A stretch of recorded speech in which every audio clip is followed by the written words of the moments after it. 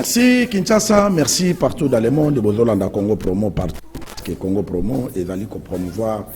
la valeur nationale de la République démocratique du Congo. Boyebi que boxeur Oyo Abundaki, Oyo champion du monde, il y a déjà la capitaine de la République. Merci na président de la République parce qu'il y a Yambié déjà Bakutani. Les Congolais sont très contents parce que le drapeau du Congo est émis partout semaine. Oyo vraiment année à Félix Tshisekedi. Les Congolais Oyo bapesi ba valeur de la boxeur wana. Mona mususu yamboka Flora Ibenge, Azui Abimi champion ya CAF, Azui coupe. 3 Congolais bazalaki wana eza honneur ya pays parce que drapeau ya Congo est monana ki na coupe wana. Et puis tokolobele la réconciliation Oyo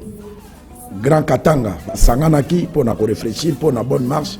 ya province na bango. Et puis ba masolo ezali ebele Oyo tokolobele na de Michel awa na Congo Promo bomoni est-ce que to senga ka batumbongo te tozolobela lelo réconciliation à Katanga tokutana ta na Katanga mokote oya pesi mbongo tozolobelela yango tokolobelela pe gouverneur Bobo Boloko ya Équateur bayambaki na police nationale congolaise et pas na province na ye ba makambo ebele Oyo tokolobelela awa ndeko Michel Lwangi Mbote nkumu kivete Mbote pe na bato baolanda Congo Promo à travers le monde.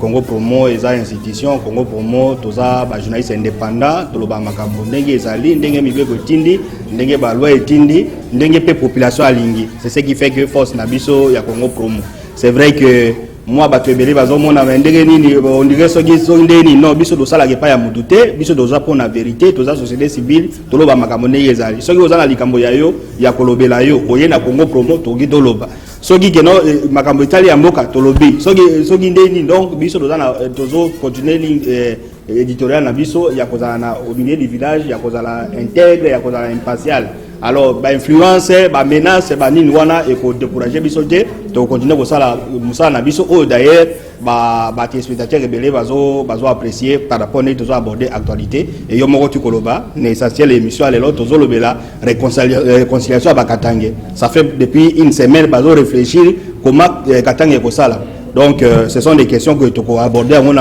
na émission na biso sans intérêt donc comme d'habitude. Merci de Michel Lwangi Tokemba la moko na province ya Grand Katanga. Bakatangé basangani balobi conflit ezali susute et exacté bazo réfléchir pour la 2023 pour l'élection ba misakanda moko.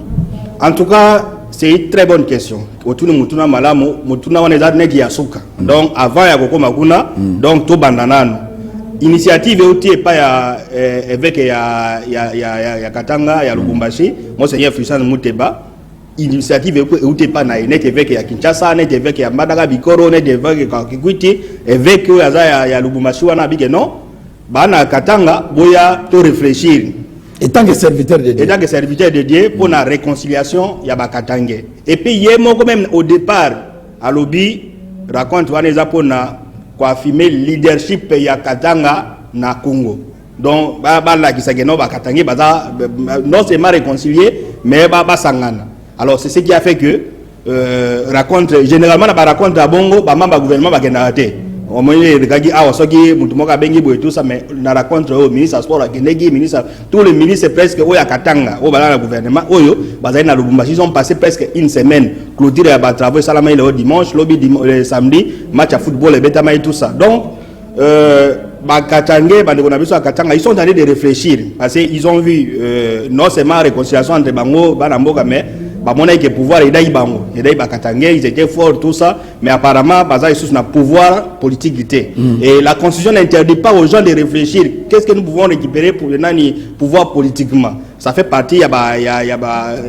constitution autorisée donc ba réfléchir ce n'est pas donc batali ba malgré démembrement ya malgré ba mutuna mutaza na parti na ye mais basangani étant que Grand Katanga malgré des malgré mais kuna kudu o Katanga ezalaki te o lomame ezalaki te lo ala bezalaki te Katanga bango kuna balobei Katanga donc bango pa na bango idée ya démembrement bayoki yango bazakuna bango donc ba bengi Katanga kuna balobela liloba ya Katanga qu'est-ce que le Katanga doit faire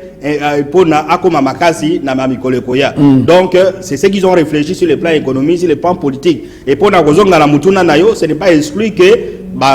katangene ba yoka na basali wana ba bimisa candidat moko parce que na ba média kutu jo wana baba ki raconte des actes entre nani Kabila na Moïse Katumbi. Est-ce que ba yoka ndenge ni politiquement to ebité là c'était la société civile. Wana église ndebengi ba ça réconciliation mais je crois qu'ils vont reformuler ça et comme sur le plan politique. Parce que na kati ya réconciliation ya bango wana ba yebisa bango que non katanga il faut le baliloba moko. C'est ça. Le ba moko dans le sens que ba conquérir le pouvoir na bango. Donc ils peuvent s'attendre dire que non tel est neti ba walisi ya basisi to salaki na Kinshasa na Lubumbashi na mikolo boitel to yoka ni katanga so ikanda ko zalaza la kanda moko ainsi de suite. Et puis il n'y a pas que kanda. Ils ont réfléchi même sur est-ce qu'on a des commissions on a tribalisme té pour nani ko benga kaka yo avec o benga kaka ba katanga bo sangana pona pouvoir zalaka ke pa na bino. Ndenge pouvoir les autres qui provenant ba province. Ezamabe non mais eza tribalisme de évêque wana za ya diocèse ya côté wana il n'est pas interdit na évêque ya diocèse mususu pas seulement ba évêque même ba pasteur il faut oser peser donc c'est pas n'importe quel pasteur a benga ba politicien sangisa ye évêque ya Lubumbashi moi c'est un fils Mouteba quand même azo peser yanga sangisi bango donc eza likamwa tribalisme de eza na ressort na bango que non to réfléchir. Qu'est-ce que nous pouvons faire pour que tout comme Mamakasi? Et puis derrière ça, comme il y a eu la participation des politiques, même à récupérer le Gualaba Monageno, ils n'ont pas réfléchi seulement à Bangé électoraux, à niveau la présidentielle, mais surtout à la législative. Donc, Kalato, Oyokageno, la Katanga, ils vont retenir 3 ou 4 partis politiques. Ils peuvent dire que non, parti Gaga et s'auto-soutenir. Donc, c'est de la bonne guerre, tout ça, mais pourvu que makambo balobaki eza na kati ya constitution ko sangana makambo balobaki eza na kati ya loi et puis c'est question ya koyebisa malgré des membres mais salamaki malgré ba pouvoir c'est kabonaki mais ba à la force. Alors cette interpellation makambo to koleka na Lubumbashi baninga musobe ba récupérer ndeko Michel Olingo katanga maloba oyebi to ko voler toi ba journaliste ba province mususu déjà ba yokanaka neti soko ke na Congo central bazana ko yokana na bango marge ba bundaka.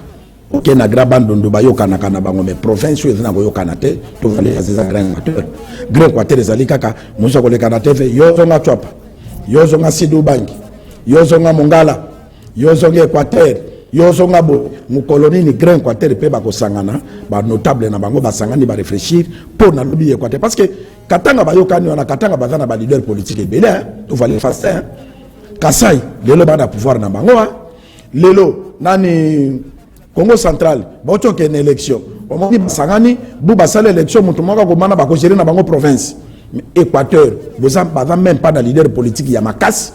Oyo lelo ya ko sangisa ba équatorien, mais balingi ka séparation ko fingana ko inana. Oyo batu ya tellement bazwa ba producteur sima ya ba politicien, ba yebisa wa kaka. Omoni oyo, aza contre muta oyo. Omoni oyo, aza contre muta. Est-ce que eloko bakatange basali oyo ndeko Michel et koki ko pesa ba province mususu mayele te parce que ba ibaka malika ke pas voisin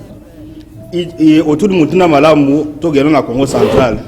to yambai mutu a Congo central awa dernièrement nani chef coutumier Congo central maître Yejida tuna ki eloko moko yena monase mais aloba ke nonga na za maître monase mo za grand maître c'est pour dire que na Congo central de monase milelo azo représenter quelque chose donc azane d'idole na bango bien sûr et belinga nazo so na ba journaliste na biso ba Congo central balobi ke non combat ya ne monase mi Congo nani ba Congo disons Congo central yo ça se retrouver sauf que méthodologie les a pour dire que na côté à Congo central leader azali autour de non la côté Équateur en tout cas il n'y a pas un leader vraiment oyozo sangisa Équateur mobima lelo na niveau Équateur oyo ke bango nyonso ba confiture bango nyonso atuna batu ba na batu na bango na sima ba chef secteur donc na muto un peu secteur donc na moi groupe na ye oyo koto ya alinga gérer moi ville boy oyo alinga gérer boy mais oyo azara ancrage ya ko sangisa batu nyonso na Équateur ya mutema munena azate la conséquence c'est quoi pour tourner au tikolobelo comme non katanga za ba leader oui Katanga za ba leader minene Kabila za Katanga za uti ba Moïse Katumbi conséquence za no bango kuna ba ngiba sala boy pa ba bimisi candidat président de la République na Katanga oui siko na Équateur na Mombaya lelo nani azo koyo Canada d'abord ezate azo aspirer que ba Équatorien yo tuba za la simane azate donc les ba to ba ami comme na régionalisme et puis un peu secteur secteur ya que non na kwena ye au lieu baza ba leader baza na carrière ba bi comme c'est pardonner te ba olanda bato ba simana bango ba conduisa ka bango alors yango siko songi na ba séparation yango moni que même na 2023 équatorien mon côté a gogo candidat président de la République. Bon, on ne peut pas dire équatorien mon côté peut-être pas mini frère oya Miguel regarde ça pour dire ça $100. Alors mais pour le reste oh que non ça va c'est le fait que Bossali na royaume se diviser entre bino. Vous avez besoin de compétences à battre Moussou Té. Moutou Amaka, ces années à province Moussou, journaliste Amaka, ces années à province Moussou, entourage Moussou, tout ça. Au moins, au coquille qu'on centralisé. Alors, sur le plan politique, Babimi faible. Je vous dis que Baza faible. Politiquement, les lots entre Grand Équateur, na Grand Katanga, na Ototu Komona, au Monseigneur Fulgence. Il n'y a pas match. Mouté Baoti Kosala, Areni, leader Katangé Nyoso, Baké même Gotala, Nani. Passer na goymulu na nakati ya prison ba sali mais lelo même archevêque ambandaka bikoro soka convoquer loko wana en tout cas même archevêque est cardinal dans Moutagren quoi. Oui, on a posé cette question. Est-ce que yep cardinal étant que Moutazo pesé l'église catholique Ndeko Michel a coquille loko convoqué élu Tiagren Équateur te lokola Jean-Pierre Bemba Gombo lokola Guy Luandomboyo lokola Willy Bakonga lokola Prof Njoli tous les députés à Grand Équateur, tous les sénateurs à Grand Équateur na botanga nyonso te parce que RECOSI la awa base à l'autour de table pour na réfléchir pour na ba valeur parce que Équateur est tondi na ba séparation. Ce que tangi Jean-Pierre Bemba wa okuna ko lobana ko mutu abemba. Ce que tangi Guy Luandawa okuna ko lobana mutu aweri. Ce que tangi Willy Bakonga wa loba, otangi prof Njolo loba, otangi Kati mama sénatrice Kati ba loba boy. Otangi maman moi c'est gouverneur bongo tapé sénatrice bakolo bakoza mutu otangi bongo tangi bobo Équateur kaka oyo mutu ya boy mu colonie l'Équateur ko lobake non tous sangana tous à l'ensemble pour na lobby Grand Équateur tellement to fallait faire de Michel ba équatorien tozo bosana tango Mobutu akendaka équatorien salia kimbonga Mobutu te mais pouvoir oyo yaka babenga kabiso ko de 32 ne fils que kaka na carte no ba koma ko dali mon babenga biso le babenga ba to Équateur ko 32 non non sens nazo lo ba comprendre awa toto solo la Congo promo ezali pour na ba province nyonso yango toto lo bela tous les provinces mais c'était dans la racine te on comprend na yo ki mutuna na yo babenga ki tous les équatoriens code de 32 est-ce que lo ko na de commission ko référer ko rappeler ba équatorien te que nzinzi soki nyame poli tous les nzinza yoka kasolo pala na kapali ya yango soki équatorien bozo yoka na te conflit na bino aneza ko continuer ko zongi sa province sima pour na muto so bakaka mo partir lupangu na ye olie ko sangisa bana nyonso toza la ini pour na province kende liboso otuli mutuna malamu ese cardinal agosa mais cardinal akutana bango nyonso te cardinal akutana asape na liloba azo peser cardinal akutana na ndeko Jean-Pierre Bemba azali kutu témoin na ye na CPI akutana ba Guy Luanda akutana bango nyonso cardinal dernièrement na premier na Saint Raphaël asalaki raconte ba chrétien catholique donc ba député ba sénateur catholique na ba ministre catholique alors bela yibango alors ba sénateur ba député catholique ba ministre catholique ba ina raconte wana est-ce qu'ils se sont appropriés na message ya cardinal Paul Bageno bon cardinal sunga pe biso gotoy na niveau cardinal na niveau cardinal te ba s'impliquer ba bon année ba ndege monseigneur Fulgence Mouté bassin na mais muta oya sale kuna monseigneur oui on a dit que non na bi cardinal non na biboye yo kanga na biboye ezala niveau cardinal na za pe likolo cardinal za cardinal à Congo oya sale kuna ezala nzete za na racine non il n'y a pas que lui ya ona zolo baboye archevêque ya mbandaka bikoro azawana oya l'équipe évêque nyonso ya ba diocèse muso ya ba Kungu kela ba lisala ba nini archevêque wana azana mbandaka archevêque yana zo initiative wana qui abenga ba leader ya Équateur parce que oya zo ikuna c'est un catholique les gens qui se sont déplacés dans Lubumbashi forcément ba catholique té les qui ba leader ya Katanga archevêque wana sala mais soka même quand bien mais sali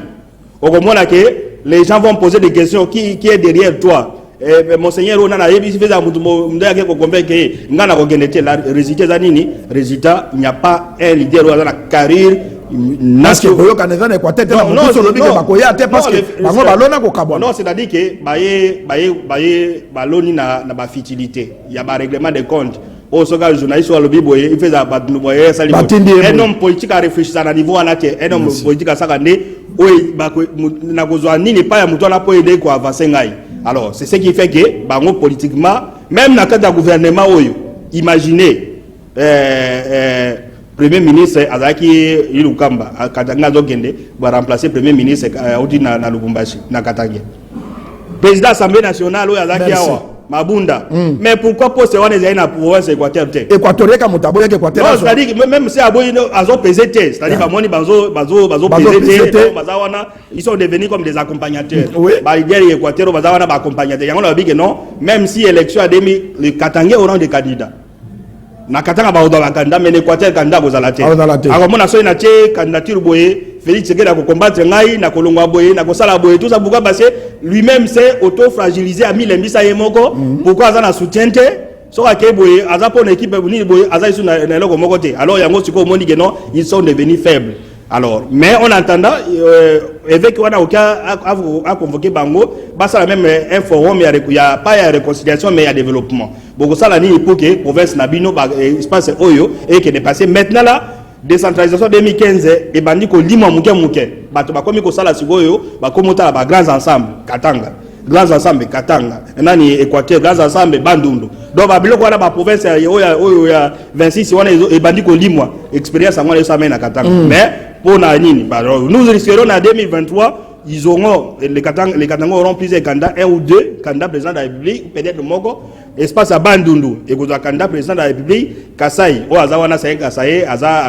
Ayemokabi Aza candidat, mais Équateur est Moutakozalate. Et pourtant, c'est une province où ils ont représenté dans la 4e poids politique, donc entre 3 et 4, donc poids politique, il y a un nombre, il y a Baroré, dans Congo, il y a d'abord Katanga. Katanga suivi na Équateur. Vous comprenez? Équateur et puis bah monsieur bah Kinshasa vous dedans ça n'a Équateur. Donc mais une province où est politiquement en termes de relais, c'est-à-dire que non, soit une province on est soutenu à 90% en tout cas dans la forte probabilité il y a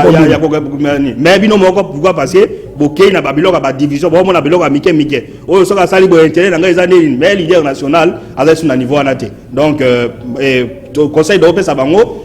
évêque wana ezala ye bien bâché spirituel musuba organiser une conférence table ronde sur le développement wana nde ba kokende même quand bien me wana ko salama ba ko mona geno kuna ba ko senga préséance o inviter batungana ko vana place nini ngai na ko parole mais to mona bango kuna kaka évêque na ba évêque ba zaili liboso ba tunyo so na sima ba tunyo so na ba atelier ezala ba musique tumbe za bango nyoso ba tunyo so na atelier ba koma ezaki na leader moko azaki donc ba ya ça Équateur pe baza bato hein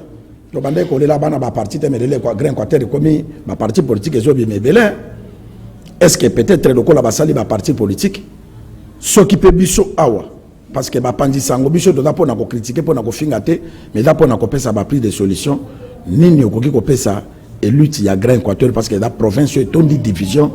conseil. Merci na mutuna ngana do zake pa ya élu national moko a proposé biso mbaeto sangisa bango oyoki réponse ozongisa gi bango oyosema olobisa gi député na obine mudwana olayini obike no mobola esa mato nini ekoyoki pa na ye na lobi conseil ya mobole pa ya mozui ezama ina mukonga libata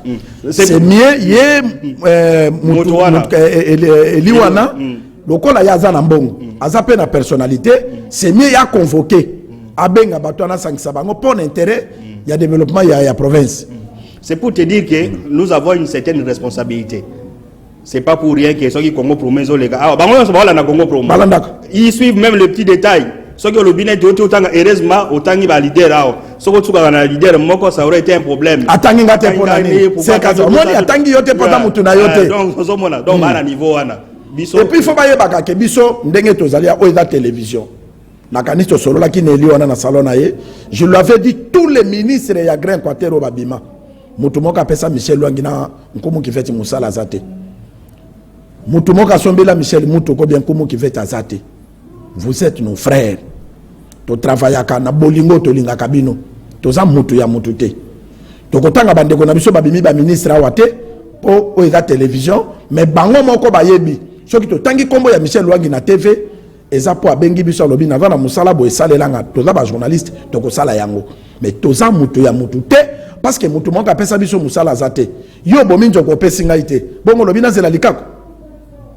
eza na sens te mais to sala ka po boza bande ko na biso oyo asala musalo bi abimaka ministre bi bimbi DG entreprise bi boye atianga na Michel na arrêté azate lelo ba gouverneur bango na ba to sala ka bobo awa arrêté moko ni boba chabiso na musala to ko lekise lema na lelo boko landa yango siko tout de suite là boba pesa biso musala te bongo apesa biso musala mais 15 jours tous ça contre na bato bazo le kapona ko finga bande ko biso mais bon luka kabiso kaka moi likambo mukeso ba kunde saka na mino ba ko ba omoni de la tangi bobo atangi yote c'est ka komi mutu ya bobo omoni la tangi bongo atangi yote c'est ka komi mutu ya bongo ba homme d'état na biso boza komi diminuer na babiloko moko ya mike na bara na bino ozozwa un flatteur à kosalele loko teka pa komelo na réseaux sociaux pa na zo tambola ko kumisaka yo yozozwa considération que au combattre biso mais yo ndoko perdre biso toza ba journaliste les hommes passent les institutions restent biso kolongwa devant micro ezaka ka jour aliwa ministre silaka kozala DG silaka kozala na mbongo pe silaka mais biso toko demerer kakao. Donc merci na observation là, c'est pour dire que bon, ce qui va Congo Bongo, c'est-à-dire que bah moni ampleur ya Congo Promo, ampleur ya Congo Promo audience. Alors au lieu au Luka moi pas petit détail tout ça, mais vous avez des gens, bah ça peut-être ils ont suffisamment de moyens, pas ça avait espace, pas ça la banine. Pourquoi ils ont regardé Congo Promo? Alors boya Congo Promo ils en a attends basa di ba espace basa na rana batinda ka batna batefet Congo lobele la bango est-ce que ba na rana biso Congo Promo tozo ça la mutu nyos mutu o azala besoin to lobelaye to lobé to baki l'émission passée que non to dans la deux départements na Congo Promo magazine o to le kasiko ya Congo Promo to za pe na consultance ou bien conseil en communication ba parti politique musu magam to ça la ba parti mususu et les campagnes na télévision té so vous avez besoin donc o bazo e pas la biso bi non na likambo na ko ça biso do ko sala biso do sala e pas ya mutu té to ya membre parti politique ya mutu té est-ce que possible mon réunion ya parti moko ba sala réunion à parti na bango bon moni biso na Michel Nakati biso do ko pesa expliquer lo baba benga biso ke boya kozwa image tokotinda cameraman ya Congo Promo ke kozwa image mais biso na Michel Nakati na ba réunion politique parce que nous a adhéré dans aucun parti politique ya mutu donc biso do ko pesa expertise na biso donc c'est pour dire que Congo Promo do ko tinde mutu no tsalaki bon eliwa na biso do sangala biso bon biso awa to sala mbela to lui que no bo s'inspirer pe na oyo nani katanga sanga ba ti ko sangana bandu na kozana candidat nous leur demandons pas d'être des candidats président de la République mais ne fils qu'à force vous pouvez imaginer que l'espace grand Équateur na ba institution ya minene bozata na pourquoi vous la bonne to tikala ko soit premier ministre Assemblée nationale maman mabunda tiko ko basoki 2 mois c'est bango moko c'est-à-dire et même les politiciens ne savent pas pourquoi parce que ba se trop fragilisé ba bi commissaire simple na ba division babilo ka mike babilo ka ba réseaux sociaux wana soy mutu moko atana moi bwana groupe ya bino ya nini ya parti politique ou bien association bozo komana tribunal est bwana en plaire net Congo Promo et kotika la jamais kozana en plaire yango ziko ozomona donc bo biso doza wana pese loko na yo ekoleka to kosala promotion to kolobela pe koleka to oya koye pa na Congo Promo de kosala mais il faut pas dire que Congo Promo ça poche à moto ainsi de suite donc voilà ce qu'on peut dire ça est de voir les baninga na bango katanga basali bandu nous peut-être ba matin fallu ba candidat président bongo bango pourquoi parce que même bazo unanimité ça sur le niveau il y a la province wana ya Grand Équateur sur un candidat ou sur une personnalité pourquoi parce que basali ba komi ba mike alors quand peut-être après 2028 débat goya ko mona ke non nini parce que katanga auto za la président basali 3 ans katanga auto za président 2018 basali 18 ans mais bazala posa ya ko comme président bana ambition ya bana ambition ba pe na bato ba be la ba moyen Équateur lingaka za la kasima ikunde saka. Merci Michel Luangi, vraiment merci na bande ko ya Grand Équateur, merci, félicitations na espace grand Katanga parce que il faut qu'on réfléchisse toujours parce que kozala na bokonzi eza fierté na famille soki bozala ndekwaza mokonzi c'est une honneur yango pe kasai bana bokonzi na bango batako continuer ko fandisa ngo pona 2023 Félix Tshisekedi Tshilombo azonga lisusu président de la République pour conserver pouvoir na ndenge pe bato bosala ba parti politique tina ya parti politique yango wana tozo bokonzi pe to batela yango pona molai merci to kena mbandaka soki to nzela moko na Patrick to landa bobo boloko bayambaki na police bongo tozonga. Lundi 16 mai 2022, le gouverneur de province de l'Équateur, Boloko Bolumbu Bobo, a accordé une importante audience à la délégation de la police nationale congolaise en provenance de Kinshasa pour une mission officielle en Bandaka et conduite par le directeur logistique adjoint de la PNC, le commissaire supérieur principal Freddy Yoka et Ikotama. Au sortir de cette rencontre, il a déclaré ce qui suit. Nous sommes venus voir l'autorité de la province de l'Équateur, le gouverneur de province, pour le lancement du projet par 3, donc qui consiste à l'appui à la réforme de la police, volet formation et infrastructure. Bon, ça concerne les OPJ. Donc, on va former les OPJ, les officiers de police judiciaire. On va former aussi la police de proximité parce que c'est important. Nous connaissons ces derniers temps les cas de criminalité, de l'insécurité. Et on donne la possibilité maintenant à la population de s'impliquer à sa propre sécurité où la police se rapproche de la population et la population participe à sa propre sécurité. C'est ce que nous appelons la police de proximité. À cette même occasion, le commissaire supérieur principal Freddy a exhorté aux éléments de la police nationale congolaise d'être au service de la population sans laquelle ils y perdent leur objet et raison d'être, et à la population de faire confiance à sa police.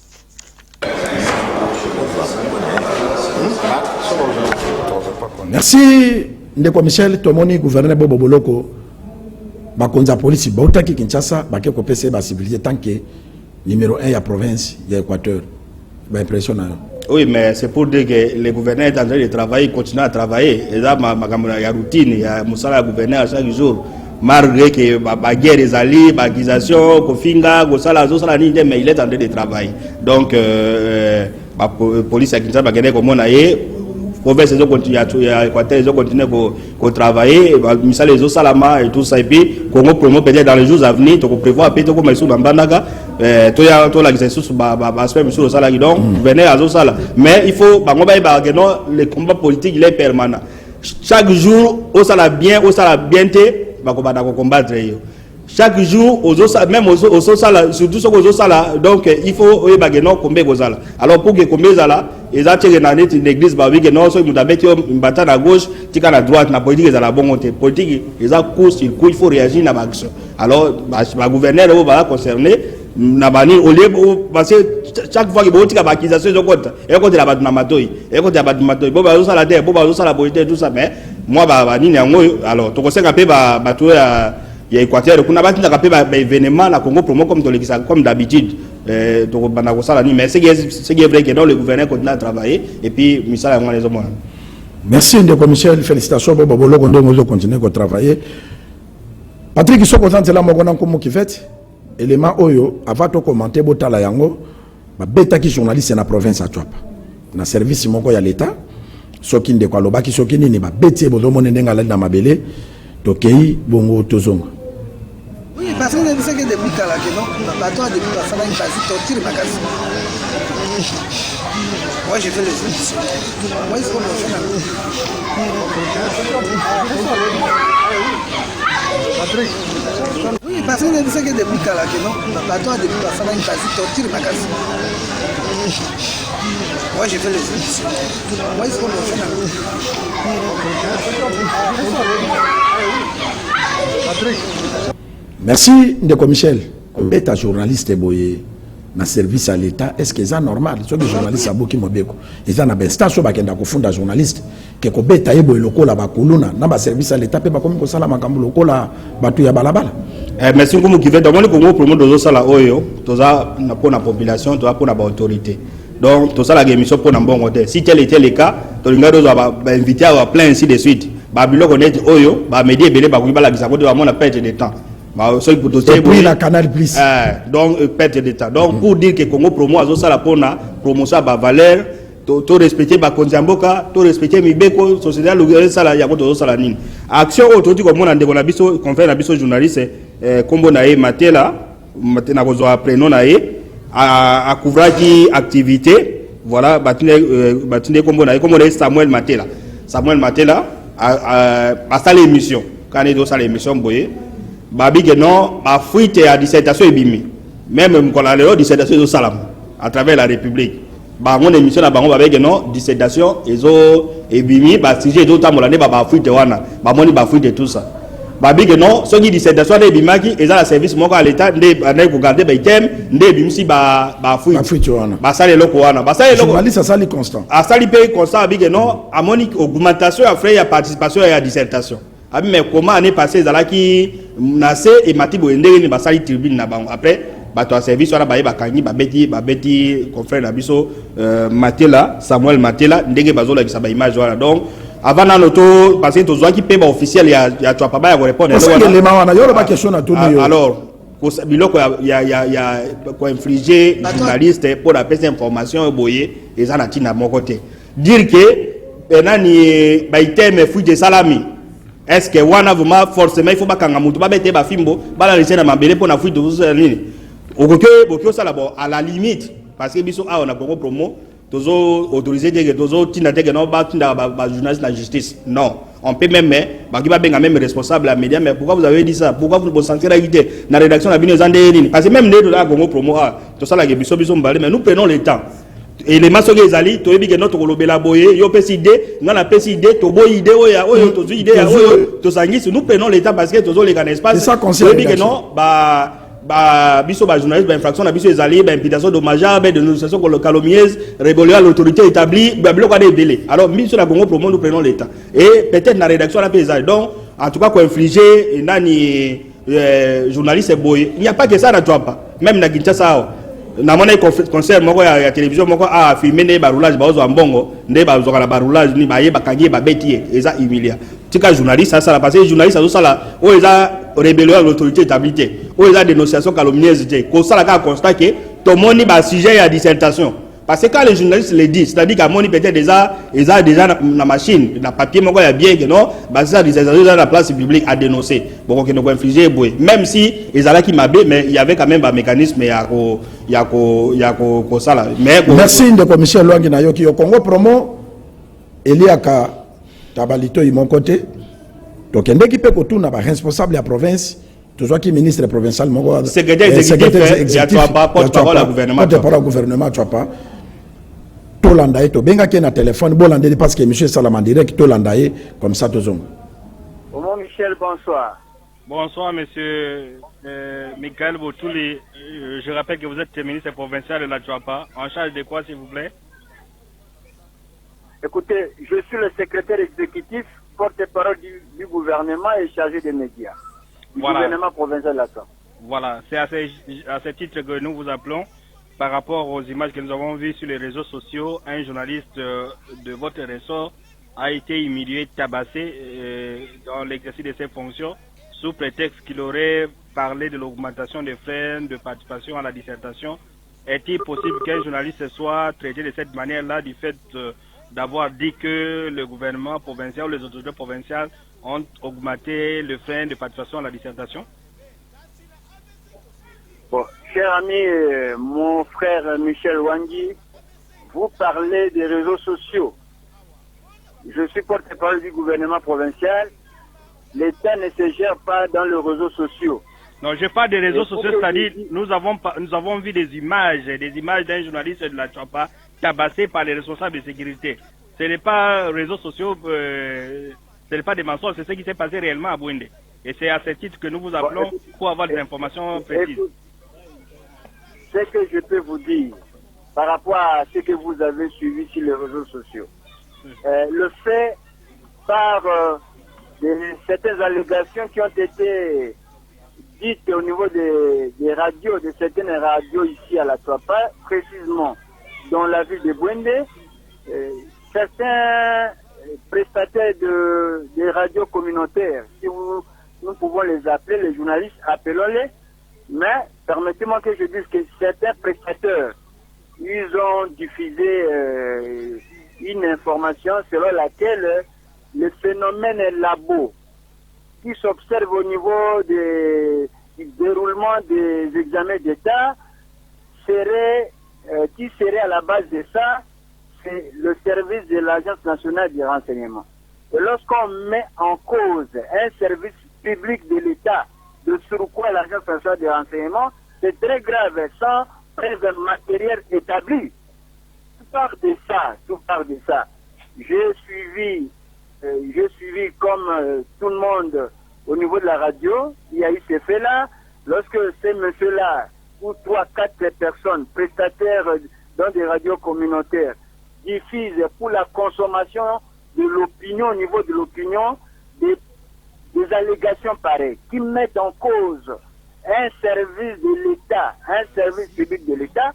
il faut apporter des preuves. Il faut apporter des preuves. Mais c'est comme ça que... Monsieur le secrétaire exécutif, à apporter des preuves, les journalistes étaient censés recueillir toutes les informations. Ils auraient vu déjà les sujets de dissertation sur le marché ou sur l'endroit public. Alors, les services attitrés de l'État qui géraient ces items... Écoutez, c'est important ce que j'aimerais vous dire ici, mon cher ami. Vous êtes journaliste professionnel. Ici se pose un problème. Lorsque vous avez l'information, vous avez l'information, vous, mon frère Michel Wangui. L'information d'abord se traite au niveau des salles de rédaction. Hein? Et après le traitement de l'information, bien avant que vous puissiez la diffuser, vous devez la traiter. Et en plus, il y a des salles de montage dans de grandes chaînes. Pour qu'on puisse diffuser une information, il faut faire le montage, c'est-à-dire vous devez faire la censure. Il ne faut pas qu'on donne l'information de la manière la plus brute à la population. Et vous savez, cher ami, ici, je dois vous dire, sincèrement, honnêtement, il se pose un problème en termes de formation de journalistes. Je n'aimais pas, je ne rejette pas ce que vous avez dit là, mais ce qui n'est pas correct, c'est le fait que ici chez nous, les informations ne se traitent pas. On les donne de façon brute. Et ensuite, il n'y a pas de censure. Il n'y a pas de censure. Et on dit l'information est un bien public. L'information est un bien public. Et parce que c'est un bien, pour le consommer, il faudra que ce bien-là soit un bon bien. Alors, moi, je pense que dans les jours à venir, que nous puissions éviter de cas pareils, il serait vraiment indispensable que l'on procède à la formation des journalistes, qu'ils soient formés. Il faudra des organes tels que le CESAC. Le CESAC doit être là. On doit avoir une antenne CESAC au niveau de chaque province. Ensuite, le journaliste, c'est l'élite. Il y a l'éthique et déontologie du journalistique, du journaliste. Donc, tous ces éléments-là, moi, je pense que nous devons les observer. Merci. Boyoki, ministre provincial, Ndeko Michel Nayoki, ministre provincial, Atakolela, Alobi Congo Promo, Boya, et puis, Ndeko Michel, Makamboya, Tuapa, est commis sérieux. Parce que tous alaki na problème awa ya Équateur, batuba lekiawa, ba kisaki bobo boye. Biso moko tozwaki ba moyen na biso to kitaki na Équateur et batuba kangi minoko. O Équateur ma yezate, awe ezali felo. To la kiseki Équateur ali feloté. Lelo Tuapa, yango oki même ministre professeur Bino, mutumoka lekaki wana na PES TV, alobaki boye biso pe to landaki yango. Alakisi ba pont, asali boye. Biso pe to kotiande ko wana tembe te. Po biso il faut to koma kuna to mona ba réalité wana to palper yango totala ndeko na lobi ma yango lo safia soki lo sifa mai wana bato bakati saka alakisi na pont modèle à pont wana alakisi pe prix alobi par jour na toi pas mobimba na ba traverser et quand ça ba $3,000 on a maloba ndeko wana lobaki alobi ke mbonge kotaka esalaka misala te esalaka boyete province isa ya kokufa mais biso to kokoma total soki bongo ko ina gouvernement na bakanga moko mais gloire à Dieu responsable muso province a lobby oya lobby to lobby te ke fete to lobby te ke lokuta ba explication ya lobby na biso na oyo ancien ministre wana lobby eza très différent mais biso to kokoma kuna mana tanda to koma eloko nino kangi na interview au salaki ministre provincial. Merci Koumou. Tout ça là qui n'a secrétaire exécutif provincial il y a Tuapa, comme on est Michael Botouli. Interview on est là 16 minutes. Autre là qui c'est aspect au état journaliste on est babeta qui est. Mais toutes ces questions ont été abordées dans l'interview. Bon ça la camisala te, ba point ya Mike, nani banzele zate, bozo foot za ba taxe, bon ya ba Congo fiti les okota tout ça et les responsables a répondu de la façon naïe. Pour naïe, na résumé na entretien de ça qui auto légisi à monter faute d'état. Alors bien, il a été mamabé. bato amité amabe ba reconnaître misala bazo sala te contrairement à ce qui se dit oyo alobi que non mutu moko alekaki na PSTV oui c'est un ancien ministre alekaki na alekaki pas na biso te mais alekaki na PSTV de mission et pas confrère na biso pas confrère na biso mususu donc nda ya go sala nini abi que non mais ba vidéo zo circuler na réseaux sociaux batala ba komona ndeko ya ba confrère Flavien alors quand ne ba wana ke ba betaka mali solo tout ça non eza bango ne bayambaki afingi tout ça non eza alekaki na PSTV na chaîne oyo pas confrère mususu mais nous tout ce qu'il a dit il a déclaré tout le ministre provincial yo lobi nani mutu wana bigi asime intérim à gouverneur asime intérim à ministre intérieur aibi ba mbongo ndeni qu'est-ce que vous avez fait concrètement abino to donga ba pont to donga ba sala boye makambo ebele oyo asali na interview la to l'excès des fautes d'état alors biso sikoyo na niveau ya biso eza ya Congo promesa que non to kokoma pe to koma pe na trap mais il y a aussi un problème ba gouverneur pe ba mitekaka ba gouverneur Moussa Salawana ba osala ngwa beka ngode dévabilité il faut bien ka ba mona parce que omoni makambo ba baneko lobela bobo na Équateur mai ezate et kota ba na mitu banaka mai ezalate mais nous avons montré mai ezobima on se comprend il y avait même un Équateur bengi biso na bozui mai botie na robinet to lakisiye mutu moko ba benga biso bino bozui mai botie na robinet bozo ba pesa ka tipo na mbongo pa ke mbandaka on se comprend alors bato va comprendre siko nini o nzela to lakisi nzela soko zo sala misala benga nini ba journaliste les journalistes azala des moyens à accéder à la source d'information il y a emoko et puis na ba partenaire yo so moi même la grande télévision au monde ou bien ba émission de envoyé spécial ba nini wana ba autorité ba contribuer parce que ba ça pour la visibilité parce que on fait le marketing politique il y a province parce que ngaso ina keiboy na peut-être donc on a olakisa bien journaliste a olakisa et ko ma ya mabe mais yo mité capé province na yo autant donné que makamozolo ba mebe bo ça la tête tout ça un gouvernement provincial ne peut pas manquer moi billet ami balo bien misa ba domisa do gene sala ba nini et puis c'est pas seulement pour na correspondre yayo mais il y a ba ressortissant ba yayo ba la mboka mususu peut-être à travers l'image à télévision ba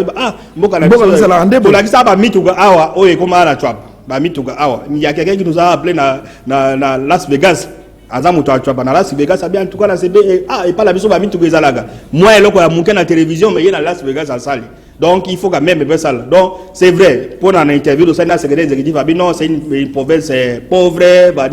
mais pauvreté zali alors si la province est pauvre la gisige vous aussi l'autre côté mais si vous faites quand même quelque chose il faut quand même vous faire donc Congo Promo avec ba moyen na obé la ça peut-être d'ici quelques jours toko mala tuapa to ba réalité à tuapa ndenge tout ça il ba réalité ya nan et puis nous avons dit ça au début de cette émission les combats politiques est permanent. Alors yo soko tiki ba obeta ngokara bi non ko ça na ngwe lokote ko ça la bani mais ba adversaire oyebi que non qui est derrière ba accusation wana et puis quand elle ba wala sa population que non ça la bilan na isaibo qu'est-ce qu'il a fait concrètement est-ce qu'on effacer image à bato wana on effacer peut-être bato ba sur place ba mona bon ba sur place de ba considérer parce que bato ba sur place na bandaka te ba biso ba ko ngembana ba la mbali mais une grande ville net banaka balaba mais ba moni ke balaka za ba lebele o moni ke échanger ba do ba donner ba lobi boye ba sali banaka za place akola la te mais bala ki c'est premier ministre alali pas seulement na banaka mais alali na bokote na secteur donc pourquoi ça que c'est le marketing politique ya comité kapuge mboke salama donc Congo Promo et kokoma kalate na chwapa et la ba réalité wana de kalobaki bazo futisa ba soso ezo futa nani traverser libata futa 3000 libata zo futa traverser libata 1000 francs 6500 c'est quand même mignon blé ba nina alors biso moya ya ko tracher za ne passer to comme sur le terrain te biso ziko to koma to komi na mai est so sa futaka afutaka mutuwe mokalo da lobby de ça donc ezala o bande ko bazoloba ezala o secrétaire exécutif alobaki biso moya ko ya ko juger ya moza dépassé biso moko to komi na aussi terrain te voilà ce que je pouvais dire merci de commissaire Luangi entretien to kutana ki na eli moko ya province a Chwapa atuna ki biso alobi komo pourquoi ba événement minene sala makana province mais bino boza na émission ya munene oyelanda maka mais bozala kate neti coup d'envoi ya Aérogare ministre central bazalaki kuna mais bino bozalaki te et to répondaki nino ko ikoloba parce que batebele bazoloba komo bino boza ko accompagner mboka te boza ko boya babe parce que ba musu bazokende kokota bito bengaki bango baboyi est-ce que babengaka biso bon na otu koloba eloko moko awa na groupe moko ya WhatsApp na chaki extrait émission moko il y a biso à Congo Promo tout le monde a réagi il y a justement na Bwende alors bino za bato ya songi bino il fallait boya babengi bino boya boyete bokomi koloba makambo na Kinshasa n'importe quoi, c'est ce qu'il a dit et nous avons commenté et dans commentaire il y a des milliers de personnes dans la groupe wana salle biso muto abenga biso za journaliste okobenga keno bo sala nini yango na tout le monde discussion wana est-ce que babenga ki biso to boy avant de pondre wana yo moko to koloba awa ils sont nombreux soki Congo Promo alobi bien pour na bango même ata félicitations ezate même ata nani appel on a yoka ibo ezate ba na bodo non alobi nini atangi mutu boyesale atala ibo to boyesale alors ba producteur nde balobaka na La Fontaine nani so flatter mutu nde nani okobika tout ça alors les flatteurs vont comme ça et ça mais mutu a comme na trempe ya Congo Promo azate donc soko bengi Congo Promo to kende même si nous avons une équipe on va déléguer ba journaliste na biso ba kei ba jumani na biso ba mais à ce qui concerne makam passer ba biso que non bolo ba passer boye ko kende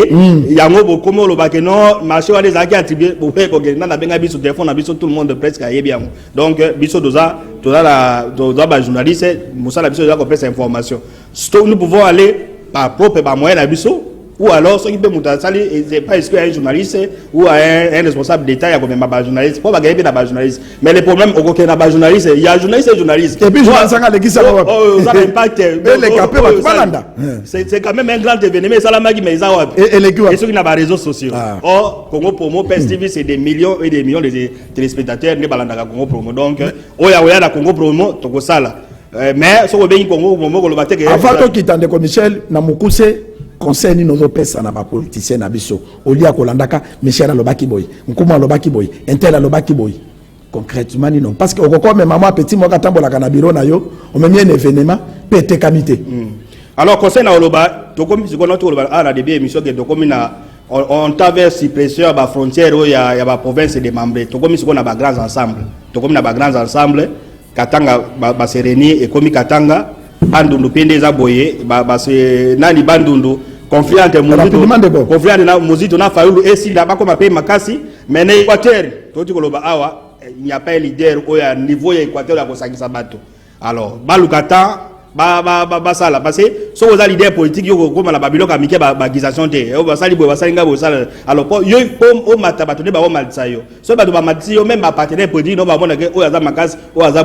boye alors ba leader ya Équateur ba s'inspirer na o baninga ba katanga ba sali alors la conséquence c'est quoi même si tu gagnes un système de élection on va vous donner des ministères moi ministère ya boye mais baninga ba zui ba tête à ben parce que vous ne pesez pas alors vous pesez pourquoi parce que vous créez ma division ba to Makasi bona bangote bozui ba to abike ba créer banner na babilo na bina donc c'est que nous pouvons dire ndeko Michel moi question à ba téléspectateurs atami baleka pota ezate bon namoni awa ndeko atuni na Goma awa bikeno Papa Azoya les deux bolo belangote oui Papa Azoya les 2 juillet awa à Kokoma na Kinshasa les 2 juillet après Pape Jean-Paul II Yagoya mais c'est pour ça la mawapi et pour ça mana ndolo ba moi ndolo et ko ma 4 millions de spectateurs place à munene na gouvernement 4 aéroport ndolo na piste aéroport ndolo gouvernement moni que place à munene o yamba eza na aéroport ndolo ba mona mati les amuke tout ça donc Congo Promo to bana pe au pesa évolution tout ça donc ba moi ba la gisi biso ndolo eleki non ndolo Ndolo il est Martin il a 70 000 personnes sur les tondi mais Ndolo kuna il a même 3 millions de personnes donc c'est Martin est dans la bagradin ba komona bongo na matobotia ba Martin so qui tondi plein c'est 130 000 ou so qui est débordé plein c'est 180 000 mais dans Ndolo il est qui donc bato ba kozana ni ndeko Michel na tozana oui na bon dans la matanga to père de maman Vicky Basanga et ndeko Michel ko pesa biso ba plus détail maman Vicky Basanga za ndeko nangai to kufela yi maman Vicky Basanga akufaki semaine oyo semaine weekend oyo to lukato to kunda ye matanga za na Avenue Victoire na sima ya hôpital à Mutombo à quelques mètres na morgue ya na Masina à quelques mètres na Roaboudin nde place maman tozole la maman Vicky Basanga jeune femme akufi na bolenge nyonso tika ete corps ezobima kaka weekend oyo tobandi lelo ya dimanche donc weekend entre samedi fixé batute biso na Congo Promo to présenter ma condoléance biso na ba Kamebna Patrick qui va tenir sur basala na kati agence à Congo Promo to prendre des commissions l'avait prouvé à père de Tata Monsi naye Tata Monsi ndeko na Monsi ndeko na Monsi donc grande sœur naye vraiment biso nyonso toza ko compatir mo koleko mo pesa biso programme atana ba téléphone pour na to compatir na ndeko Michel. Mot de la fin. Mot de la fin, que ça des moko boye abino en tout cas bino boza incontournable ata ba kimi bino boza ka makasi donc le commandant n'est pas na biso merci qui n'est pas na nzambe oya sala ki de kolo merci bino na confiance voilà ce qu'on peut dire ngai na koloba kaka ke biso toza ebale toza robinet parce que robinet ceux qui résident soka ka kati monter maye ko madisuté mais ebale yango na lobaka chaque fois que bakangaka mabokete botika ba conflit zanga tine kwa boti province na rien bino za fort na province na grand Équateur bosangana bozala bomoko pona etuka ekende liboso parce que ndenge toza ko welela ka mo eloko muke muke ekosi yango na lobaka ba welela kanzoko ko welela likako te parce que bana bakotonda te bye